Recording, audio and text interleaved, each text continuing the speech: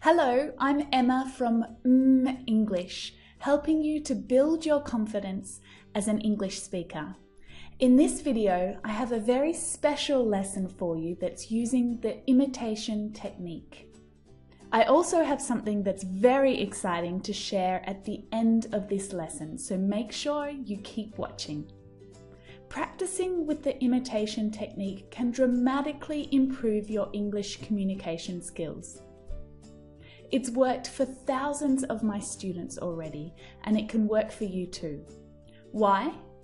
Because with this technique, you learn to communicate with more than just words. Is clear pronunciation important when you're speaking English? Yes, of course it is, but so is stress and intonation. So is using tone and body language to express your emotions. And so is pause to create suspense or add emphasis. It's not just what you say, but how you say it in English.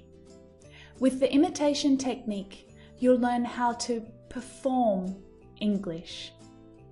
It's like an actor in the movies or a pop star singing on stage. Are you ready to give it a try? In this imitation lesson, you'll hear me telling you a story. Listen to the tone and the intonation in my voice while I'm speaking. You'll hear that I'm being supportive and I'm encouraging a friend to do something. Here's how it works. You'll hear the same story 3 times. The first time you hear it, you'll just need to listen and read. Listen to the topic, the vocabulary, and my expression. You're learning the script. Then you'll hear the same script again. But this time, there will be a short pause after each clause or sentence. This is so that you can say it aloud, exactly as it was said in the recording. I want you to imitate me, to copy me, the native English speaker. The last step is the most challenging one. Try to shadow me while I'm speaking. Perform each sentence with the same expression and intonation while I'm speaking. If you don't shadow me perfectly, don't worry.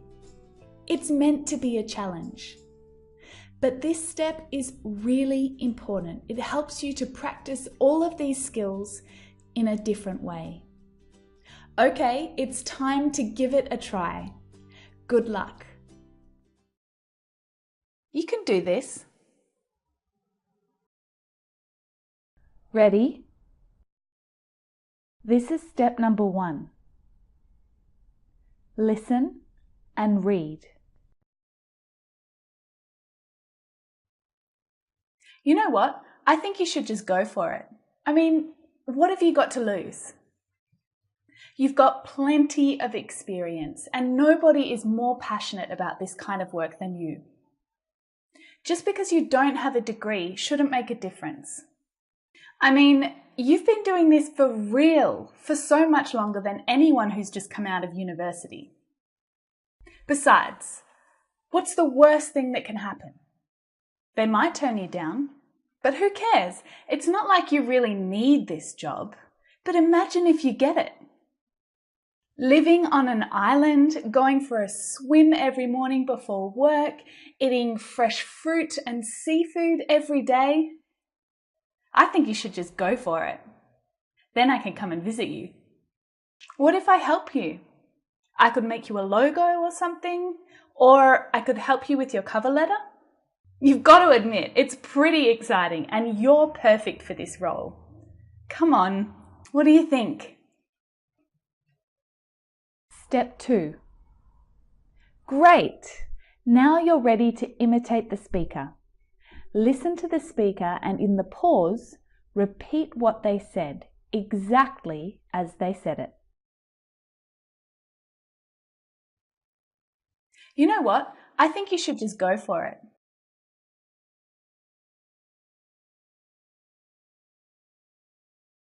I mean, what have you got to lose?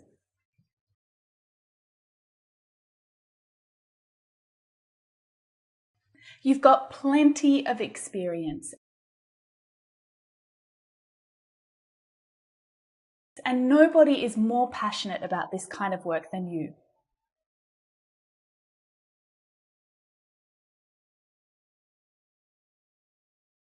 Just because you don't have a degree shouldn't make a difference.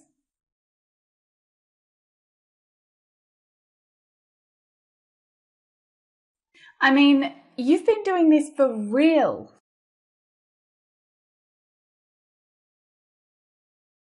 For so much longer than anyone who's just come out of university.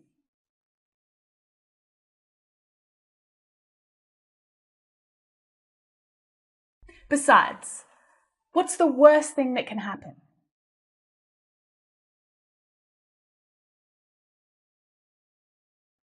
They might turn you down, but who cares? It's not like you really need this job.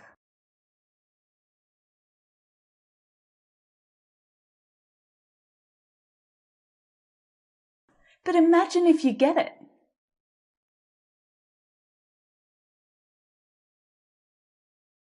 Living on an island, going for a swim every morning before work,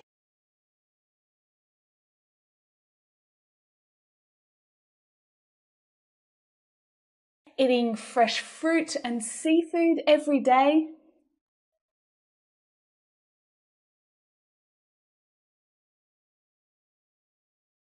I think you should just go for it.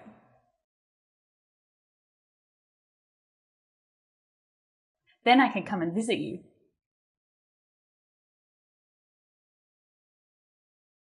What if I help you?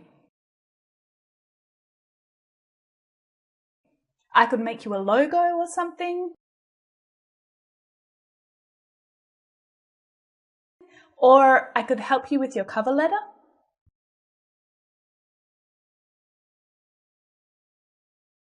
You've got to admit, it's pretty exciting and you're perfect for this role.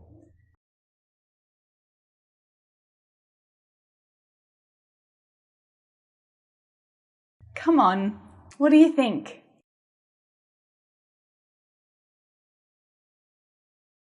Step 3. Okay, you're ready for a new challenge now. Let's try shadowing. Copy the speaker while they are speaking. Remember, don't worry about your mistakes. You know what? I think you should just go for it. I mean, what have you got to lose? You've got plenty of experience and nobody is more passionate about this kind of work than you. Just because you don't have a degree shouldn't make a difference. I mean, you've been doing this for real for so much longer than anyone who's just come out of university. Besides, what's the worst thing that can happen? They might turn you down, but who cares? It's not like you really need this job. But imagine if you get it. Living on an island, going for a swim every morning before work, eating fresh fruit and seafood every day. I think you should just go for it. Then I can come and visit you. What if I help you?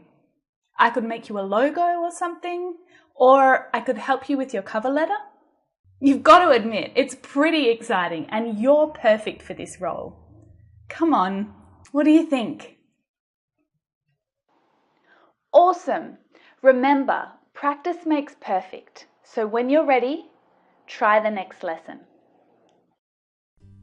So, how did you go? Keep practicing with this lesson until you look and you sound just like a native English speaker. Before you go, I want to share something super exciting with you. My students have been having so much success with the imitation technique that I've created a whole new range of imitation lessons so that you can speak more confidently too.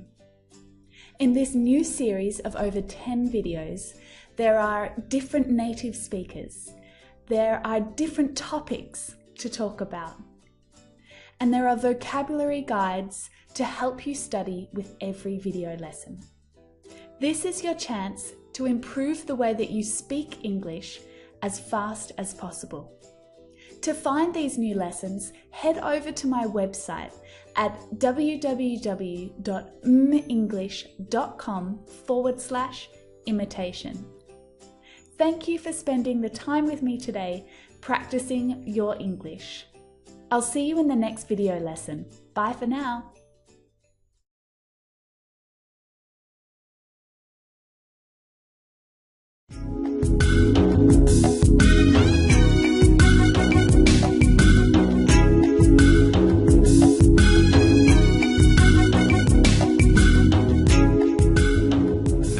Video, we presented an overview of the TOEIC speaking test, including discussing the organization of the test, overall design, and rationale.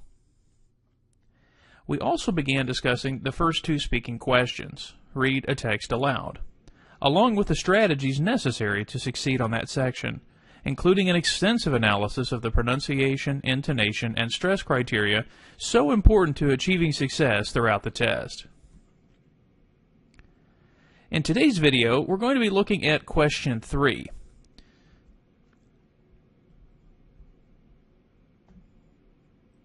In today's video, we're going to be looking at question 3. Describe a picture. And you will notice immediately in the evaluation criteria that there are some additional ideas we'll have to be discussing in our video, but that we'll also be briefly reviewing some of the things we talked about regarding pronunciation, intonation, and stress.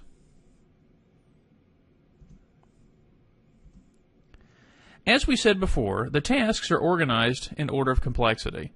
In other words, questions 1 and 2 are considered to be less difficult than questions 10 and 11, and of course thus worth less points. Again, by looking at the evaluation criteria, we can see that as we progress throughout the test, we will continue to have to be responsible for all of the criteria that occur in the category before it. So, for example, when you look at question 11, you basically have to be responsible for all of the things you did in questions 1 through 2, 3, and 4 through 6. So the idea here is that in question 11, they're going to be evaluating you on all of these ideas, not just on a couple. Again, we mentioned that each criterion on the test is measured holistically, which means, again, it's an overall appraisal of your skills rather than just, focusing on individual errors. And each criterion is measured from 0 to 3, which 3 is the highest and 0, of course, is the lowest. This is different, of course, for questions 10 through 11, which is 0 to 5.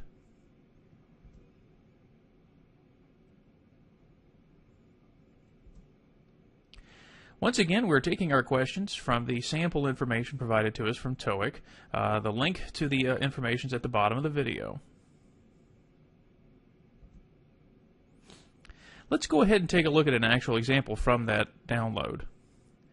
In this part of the test, you will describe the picture on your screen in as much detail as you can. You'll have 30 seconds to prepare your response, and then 45 seconds to speak about the picture.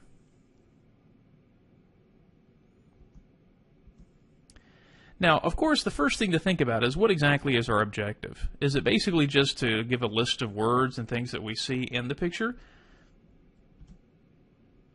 Or are we supposed to tell some kind of story? Well, again, think for a moment which would be more interesting to you as the listener. As we said, do we make a list of things that we see?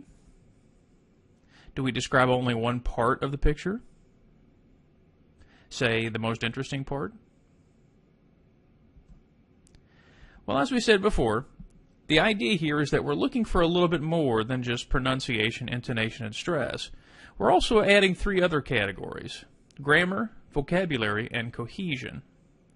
Now, what I've seen in my experience so far, that when it comes to evaluating pronunciation, intonation, and stress, the idea here is that we're focusing more on, can you be understood? As we mentioned, intelligibility. This is something we discussed in the first video. Can you speak in a clear way, natural way, using proper expression and an understanding of the words and ideas you're using? And the key to think about here is that you will always be evaluated on these things throughout the test. Of course, I think that as you progress through the test, the words you use and the ability to express yourself becomes more important. But clearly, it will still play a part if you have trouble in pronouncing certain words. So keep in mind, even though the pronunciation, intonation, and stress criteria are foundational, you'll find them throughout the test, they'll play a part in every speaking task. So again, even though it's a big part of the first task, you will see it for all of the activities on the test. So, in my experience, the best way to look at the grammar and vocabulary requirements is to think of it in two different dimensions, or two different levels. There's the kind of minimal requirement that the test is looking for, and then you will see a higher level that we will talk about in just a moment. But in terms of the minimal requirement, in other words, what the test considers to be the basic idea in order for you to receive a satisfactory score, you have to focus on the fact that the structure of your response will be important. So, for example, do you have the correct subject-verb agreement? Or do you have words listed in the correct order? This is what the test considers to be the minimal requirement. If you can satisfy these things, then you'll receive at least a satisfactory score. But in my opinion, if you want to get a higher score, you'll have to do more than that. You'll have to make sure that you use some variety and complexity in your response. So, for example, instead of just using the simple present tense, we might want to throw in some examples of the present progressive and the future tense. So again, this is an idea here that we can show ETS and the evaluators of the test that we know more than just basic grammar ideas.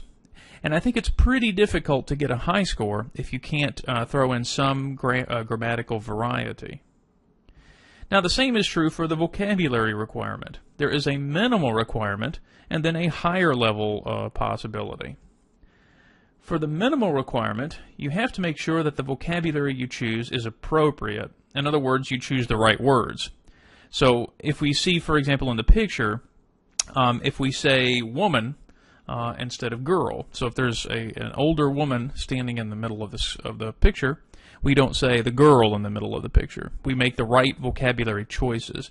So again, I think this is a minimal requirement. If you cannot get the right words, then you're not going to get even a basic score. But of course, in order to get a better score, in my opinion, you have to use words that are rich and diverse. So, for example, instead of just saying they're in a market, we can add more ideas to make it more interesting, saying something like it's an open-air fruit market.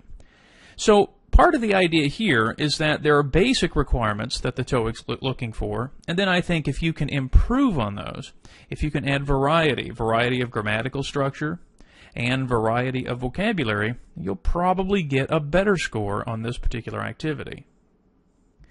Now, the third item, cohesion, is thinking a lot about how words kind of come together. Now, we've discussed this concept in other video series, especially the reading series. But the idea of cohesion is to think about how words stick together. So whether we are rephrasing ideas or we're using signal words. And those signal words help to provide a flow and to help things fit together. Now, once again, signal words are words that help give a step in a process, words such as first and next and finally. Words that help give examples to an argument, such as for example. They give opposing or contrasting points of view, however, on the other hand. And they're words that also give definitions, that is, or this means. Now, of course, there are many more signal words that are out there, but I believe that some of these are helpful in giving a response on this part of the test, and other parts as well. But in my real kind of observation, I think on this part of the test, the location signals, those location markers, are probably going to be the most common signals used. And that's because you're looking at an actual physical photo. So, for example, instead of just saying the man, if there's more than one man in the picture, we're going to have to be more specific. So, say the man on the left, or the woman on the right, the little girl next to the door in the center of the room. So notice I'm using these more specific signals, these location signals, to kind of qualify where the people are. And I think that's going to be important, especially if you have a picture that has a large group of people in it. Again, for more on signal words and cohesion, I would recommend going back to the TOEIC reading skills video that we have on our YouTube channel, especially video 3, which is referring to the reading comprehension.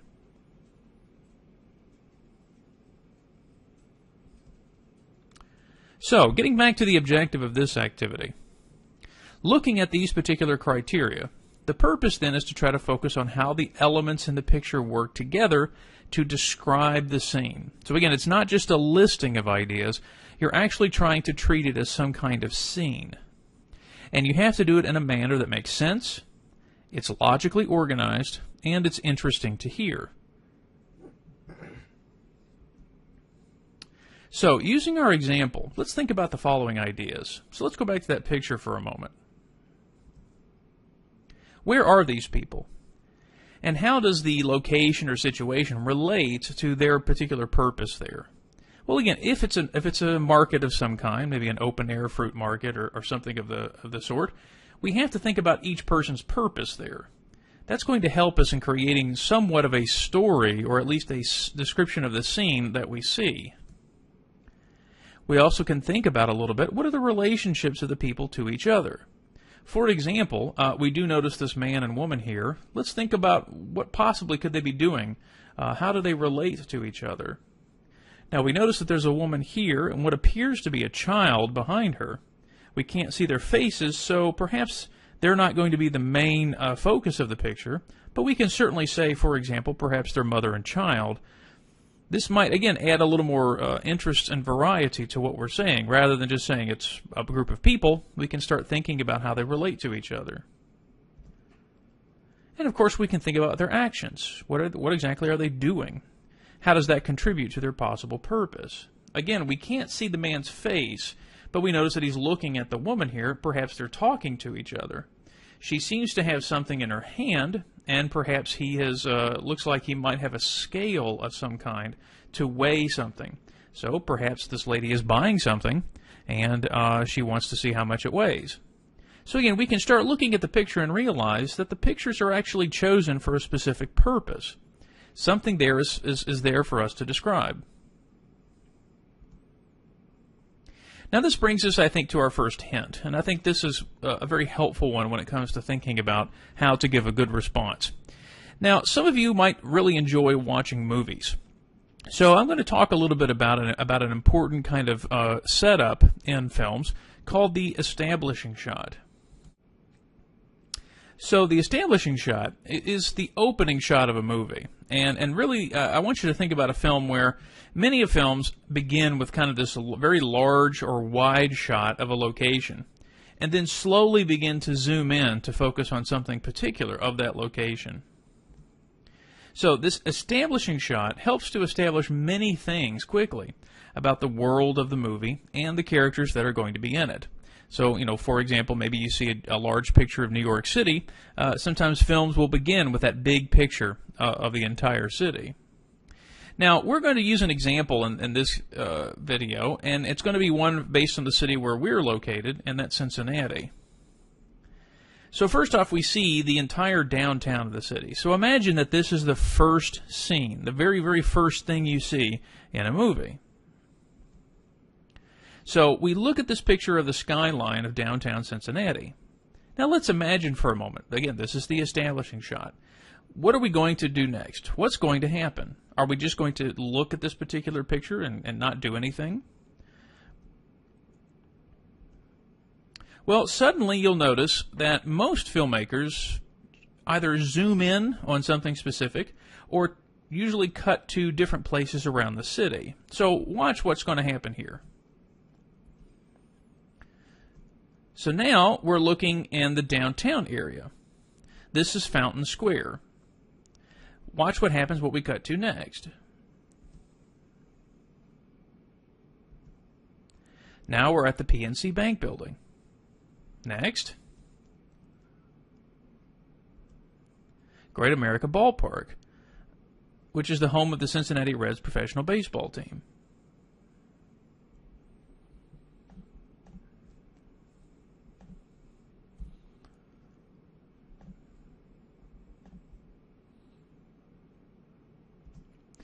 Next, we're at Great American Ballpark, which is the home of the Cincinnati Reds professional baseball team. Then we cut to Music Hall, which is specifically Washington Park, which is outside of a music hall, and people are sitting outside ready for an outdoor concert. So you may be asking yourself, okay, well, what's the point of this? Well, what I want you to think about is that establishing shot, that first picture we saw of the downtown skyline of Cincinnati, maybe is interesting, but it's not enough to tell the whole story of the city. We can look at that giant picture of the city, but eventually our eyes are going to start to wander and focus on other things. So in this case, what a director will do is take that establishing shot and break it down into smaller elements. And again, it's the director that kind of guides us from one place to the next, and it helps us prepare for what story is going to follow. So again, I've taken all of the images now, and I want us to think about how can we connect these images in their particular order to that first establishing shot. What exactly is the director trying to say and using all of these particular pictures? Well, again, how can we connect that information to that first establishing shot? Well, watch what I'm going to do. I'm going to try to talk us through and help us understand what we're trying to accomplish in this activity. This is the city of Cincinnati, Ohio, located on the Ohio River. In the heart of downtown sits the famous Fountain Square, an iconic landmark of the city.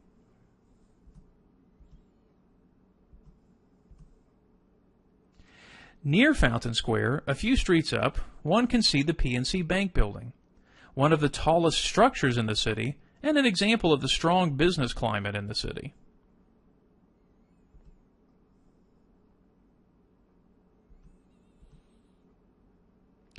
Just down from the PNC building is the world-famous Great American Ballpark, home to the beloved Cincinnati Reds. Cincinnati loves its sports. But it's also a city that loves its arts and entertainment. Here we have a group of concert goers outside of the famous Music Hall, home of the Cincinnati Opera, Symphony Orchestra, and Ballet. So what I was doing, in fact, is called setting the scene. By starting with the establishing shot and then connecting it to those particular images, I was giving you kind of a scene, an idea of how to think about this particular city. So again, a movie is not just one image or even a collection of images that are random. We have to make some sort of connection and think about what is the director trying to say about this topic.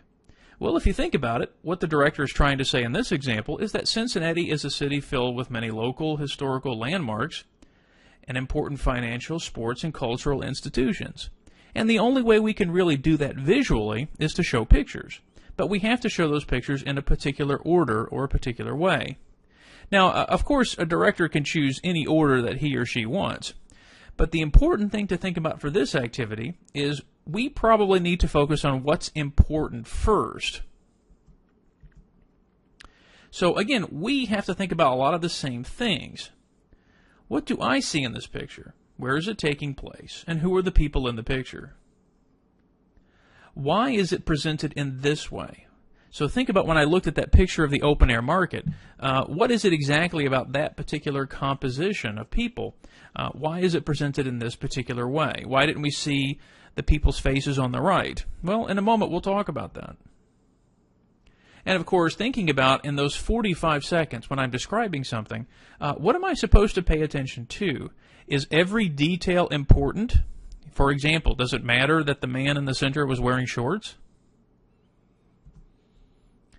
And how do I connect all of this information in the shot to make it interesting to listen to? Again, that's the key. We have to make it interesting. So now let's return to our original photo. So now let's think about it in the same way that we discussed with the skyline of Cincinnati. Where are these people? Well, again, it looks like a fruit market of some kind, or a vegetable market. Perhaps it's an open-air market. Who are the people we see? Well, in this case, we definitely see customers on the right and the left, And perhaps this is the owner in the middle. We don't know, but we can certainly guess. Some other background information. We can see bananas hanging next to a scale. There's the scale, and there are the bananas to the right. We can see what appears to be other fruit, like grapefruit or apples or so on, in the fruit stand. But now we need to think about it. We could look at the background information, but that's not enough. We actually need to think about now, where is the most important dramatic information taking place? Now, I think this is something the TOEIC does, and oftentimes students don't pay attention, but I think the TOEIC chooses pictures that have a definite sort of compositional strength. In other words, there's some part of the picture that seems to be a little more important than the other. And I think a big hint will help you here is to notice how the picture gives you some space to see this important action. So, as you're looking at the photo, you'll notice that there's almost a clear dividing line here in the middle that seems to be separating the right side from the left. Now, this is not always the case on the TOEIC, but take a look and see, where do we think the most dramatic information is taking place? Well, again, it's on the left side. Now, why did we say that? Well, first off, we notice it's because the two people actually seem to be looking at each other. And we can actually see this lady's face. And she's holding something. So I think the first thing I noticed when I looked at the photo is that's where my eyes went after I looked at the whole picture. After I looked at everything, I noticed the first place my eyes began here between these two people. They're the most interesting because, again, I think the TOEIC has chosen a very specific kind of dramatic position here. So how would we describe the action that's occurring between these two people? What could be happening in this picture? And think about what might even happen after this scene. So, for example, why is this lady buying these things? Is there a particular purpose for why she's buying them? Well, we can be interesting here and be creative. So the idea here, I think, after we've talked about the setup of the picture, is to think about that I think the TOEIC is really looking for a concept we call speculation. You see, the TOEIC is testing you to see if you are good at making guesses as to who, what, when, where, and why the people are there, and why are they doing these things. Well, this is called speculation. Now, speculation can be talking about the immediate present, and especially the future, and I think can really make your response on this part of the test much more interesting. Now, speculation involves some of these following ideas. So, for example, verb phrases. Phrases such as, it appears that, or it seems that, he or she looks as if. So notice all of these particular words kind of give an idea that we're not exactly sure, but we can make a guess based on what we see. She could be. So, for example, she could be buying this food for this particular reason. So already notice the grammatical structure is a little more interesting. We used the particular phrase could be. They will. So there's an example of using the future tense. We could also include some adverbs, such as, well, they're probably, or maybe she's buying this, perhaps it's for this reason. We can also think about time phrases as helping with speculation. In the future, soon, in the next few minutes. So, again, think about that maybe the customer is finishing her transaction. What is she going to do with that food that she's buying at the fruit market? Perhaps later that afternoon, she's going to make lunch for her family. So already we're giving some interesting possible guesses based on the information we see in the picture.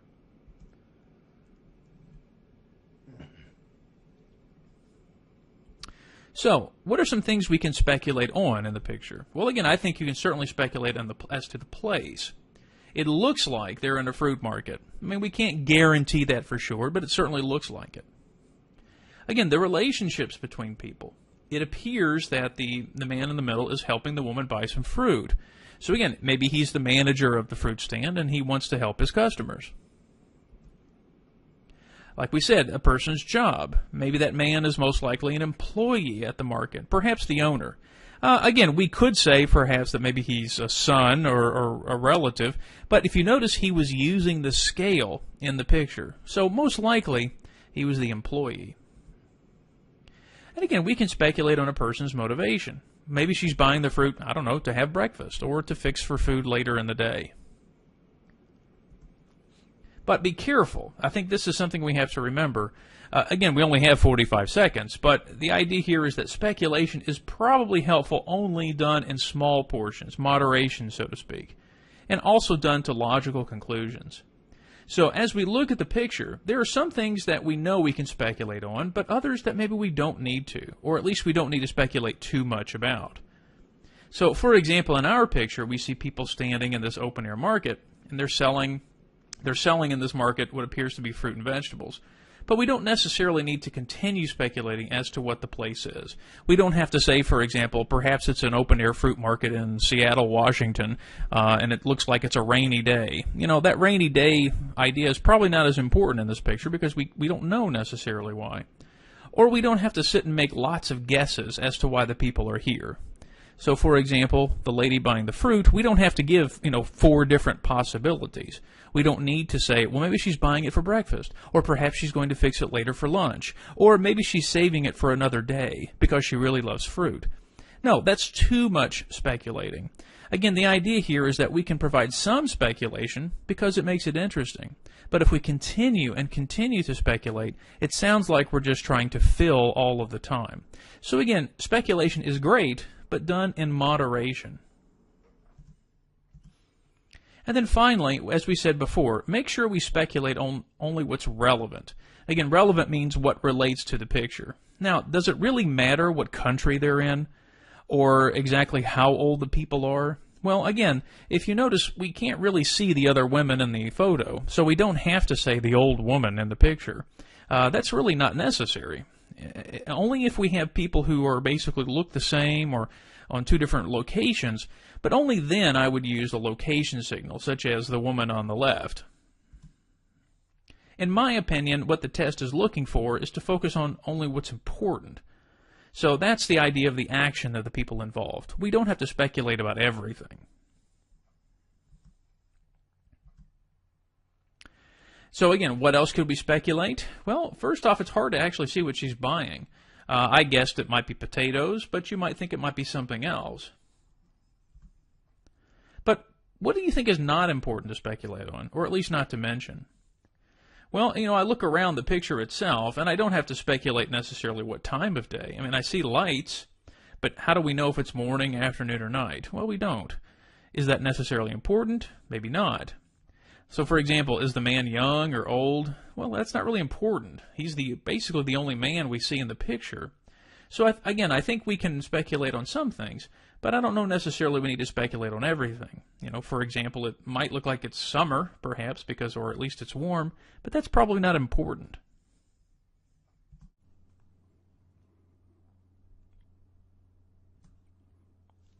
In preparing a response, you have to keep in mind that you will have only 30 seconds to prepare, and of course that's not a lot of time to get ready.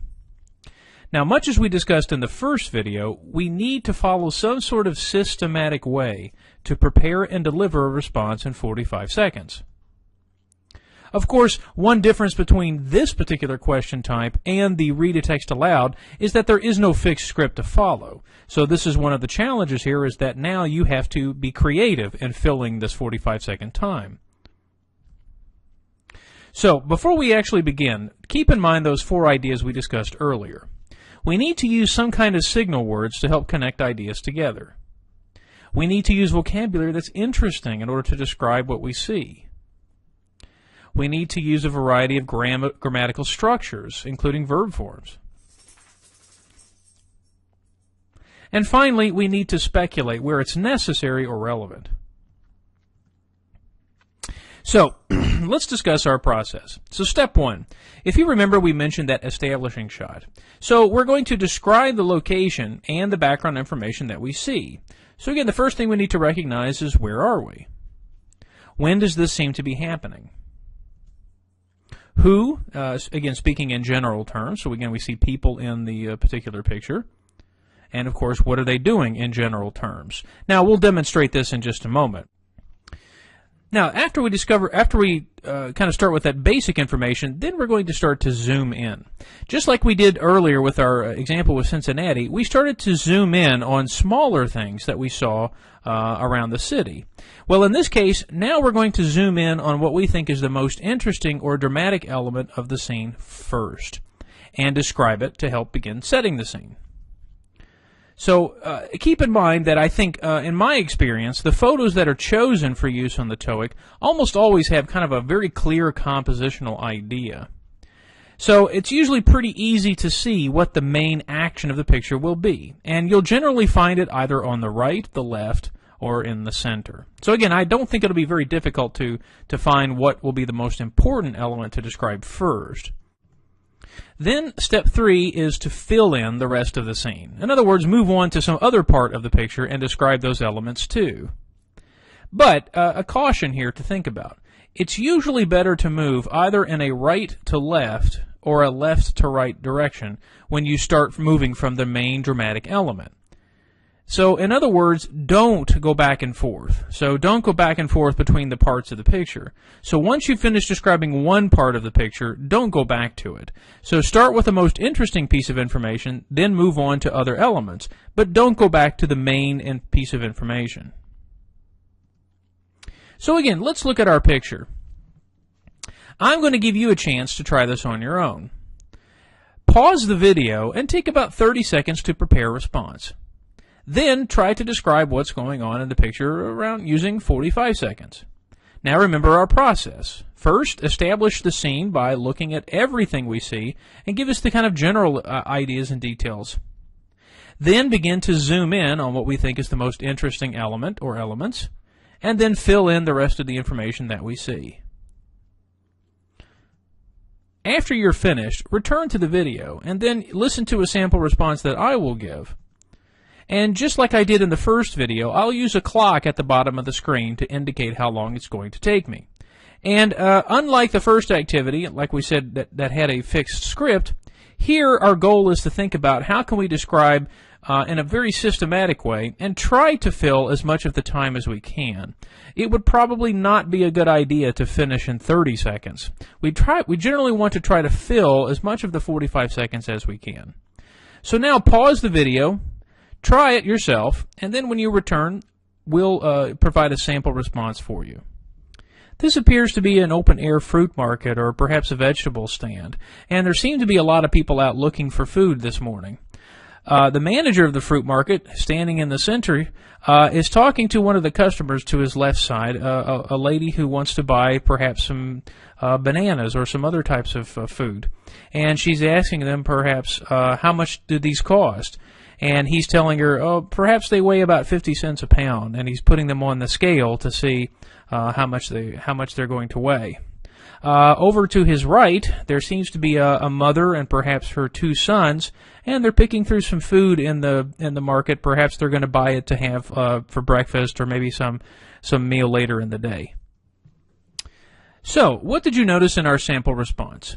Well, first you notice that I did start with kind of taking in the whole scene in general. Then I moved into the most dramatic element, which in this case, I believe, as we discussed earlier, really is taking place here kind of from the center of the screen to the left. So really the kind of the left side of the screen. Again, if you notice, the picture itself is kind of divided into 2 halves. So again, this is what I was referring to from that clear composition.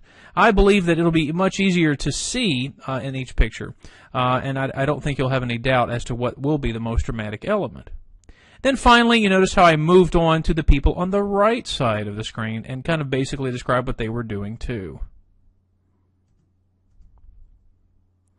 Did I use appropriate use of speculation? Did I use appropriate rich and diverse vocabulary? Was it grammatically well structured and varied? Did we use lots of cohesive ideas, especially signal words? So again, this is something to think about for your own response as well. Now, in terms of evaluating the response, let's go now and actually look at the score system provided in the TOEIC information in the link that you'll find at the bottom of this video. Again, the scores receiving here are in a holistic fashion. So again, the highest score you can receive is a 3, and just like before, 2, 1, 0 are the particular scores that follow. Now, let's take a look at the 3 score and see what it says. The response describes the main features of the picture. So again, notice that key word there is main. That's why I stated earlier that it's generally good to start after you've described the general scene to immediately go into the main idea of the picture. Now, notice it says the delivery of the response may require some effort, but it's generally intelligible. So I think that's the key here, is that it's generally intelligible. We can generally understand what the person is saying. And of course, the vocabulary and use of structures, and again, structures is referring to grammatical structures, allow for coherent expression. In other words, we can kind of follow along with what the person is saying. So notice the 3 score is kind of the overwhelmingly positive score. A 2 is still positive. Notice it says the response is connected. But notice even immediately we start having some negative words, but the meaning may be obscured. It may be difficult to kind of understand exactly what you're saying. So again, this gets to the idea of the fact that sometimes you may use a word in an incorrect way, or that the meaning itself may be the wrong choice, but the idea is that the response mostly connects to what's in the picture. Especially in the second one, it talks about the choice of vocabulary. It may be limited. So the key here is to think about that we may be able to give a basic response, but we want to be able to give a better response than that. But on the other hand, a 2 is still considered probably a pretty good score, certainly not as good as a 3. And then of course a 1, if you'll notice, most of the language is pretty negative. But the speaker's ability to produce language is severely limited. So now we notice that a 1 score basically means that our information is probably not going to be very well connected, or at least it's very uninteresting. You might remember we talked about using, when we talk about using vocabulary, we want to use good words, good choices of words. And we'll talk more about that word choice as we get into some of the more complicated responses on the test. And then finally, a 0 would basically mean that you gave no response, or perhaps it wasn't even in English.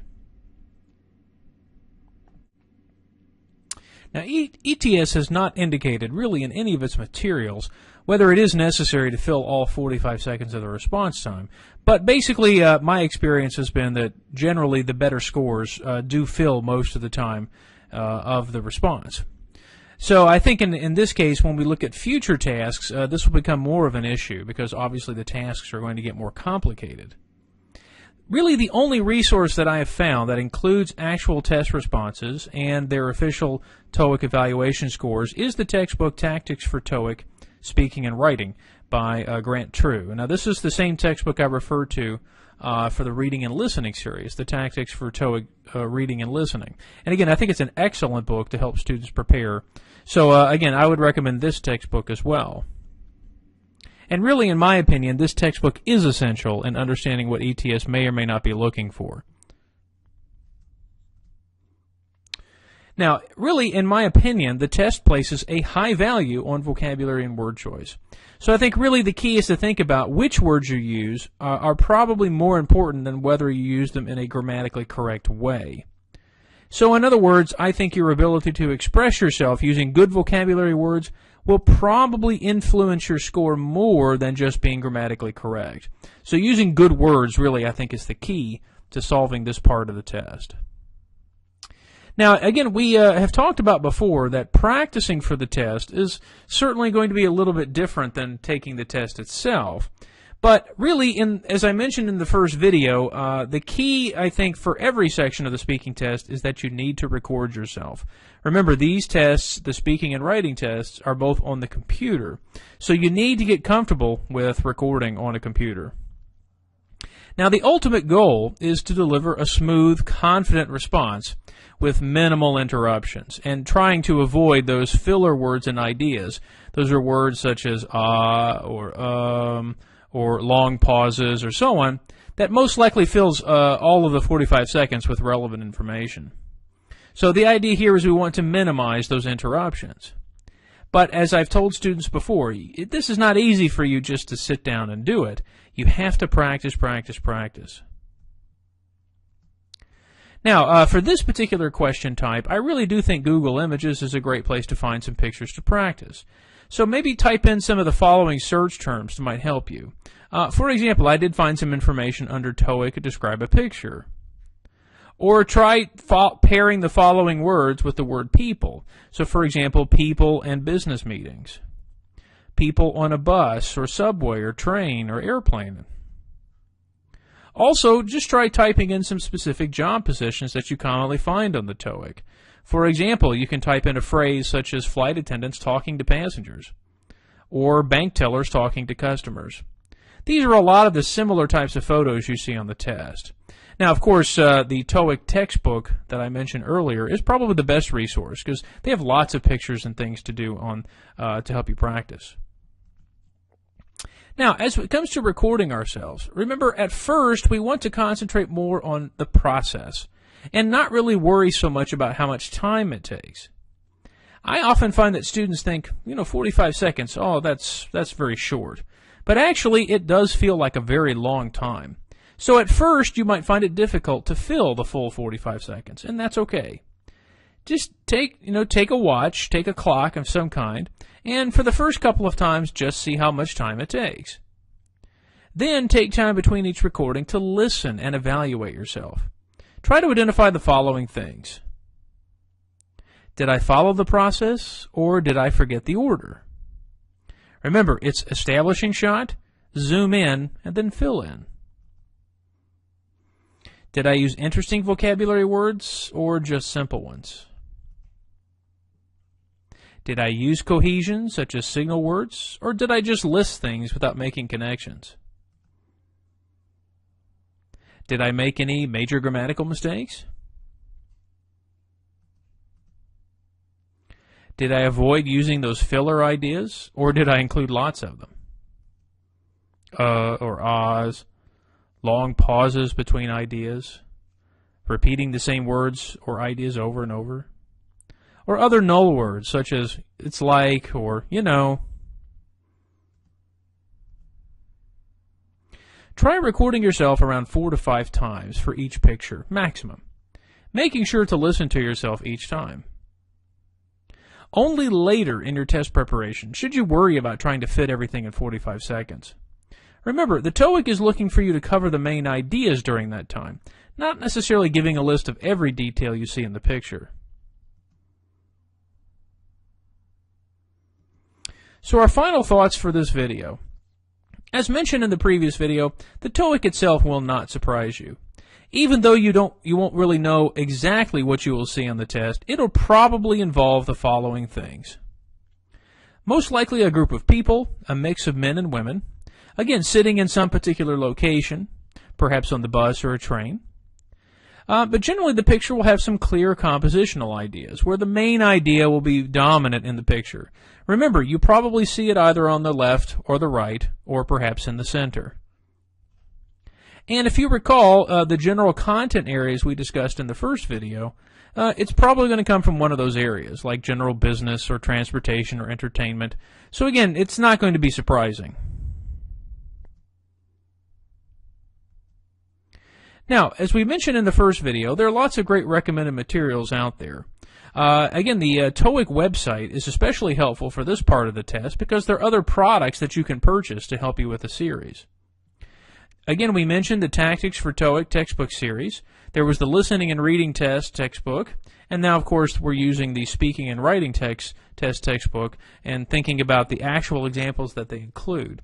Once again, I highly recommend that textbook because that's the only place you're going to find actual TOEIC-like questions and evaluations. And then finally, I do want to mention once again that we have a TOEFL TOEIC preparation website, and the link of which you can find at the bottom of the screen.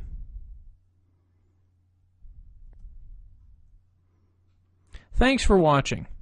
We'll see you next time for video 3, Respond to Questions.